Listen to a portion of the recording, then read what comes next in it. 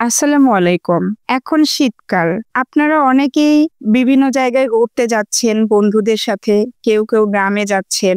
গিয়ে মনের আনন্দে খেজুরের রস খাচ্ছেন। কিন্তু আপনারা কি জানেন খেজুরের রস থেকে অনেক ভয়ংকর রোগ ছড়ায়? নিপা ভাইরাস আপনারা নিশ্চয়ই শুনেছেন নামটা, খুব কমন একটা নাম।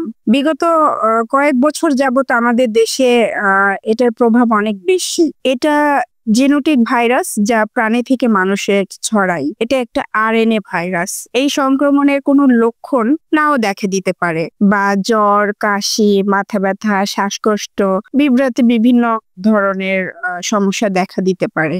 1 বা 2 দিনের মধ্যে রোগী অচেতন হয়ে পড়তে পারে। রোগ সেরে যাওয়ার পরে মস্তিষ্কে সংক্রমণ ও খিঁচুনি জটিলতা দেখা দিতে পারে। মৃতের সংখ্যা 75%। সংক্রমিত পশু ও মানুষের সঙ্গে সরাসরি যোগাযোগের মাধ্যমে এই রোগ ছড়িয়ে পড়তে পারে। রোগের উপসর্গ থেকে রোগ নির্ণয় করা হয়, ল্যাবরেটরি পরীক্ষার মাধ্যমে তা নিশ্চিত করা হয়। এই রোগটি 1999 সালে মালয়েশিয়া ও সিঙ্গাপুরে প্রথম দেখা দেয়। নিপা ভাইরাস সংক্রমণের কোনো কার্যকরী চিকিৎসা না থাকায় প্রতিরোধ ব্যবস্থা অত্যন্ত জরুরি। সাধারণত বাদুড় থেকে এই ভাইরাস ছড়ায়। বাদুড় সাধারণত খোলা পাত্রে সংগ্রহিত খেজুরের রস পান করে এবং মাঝে মধ্যে প্রস্রাব করে, ফলে সেটি নিপা ভাইরাস দ্বারা সংক্রমিত হতে পারে। সেই রস আমরা যখন খাই তখন আমাদের নিপা ভাইরাসে আক্রান্ত হবার সম্ভাবনা থাকে।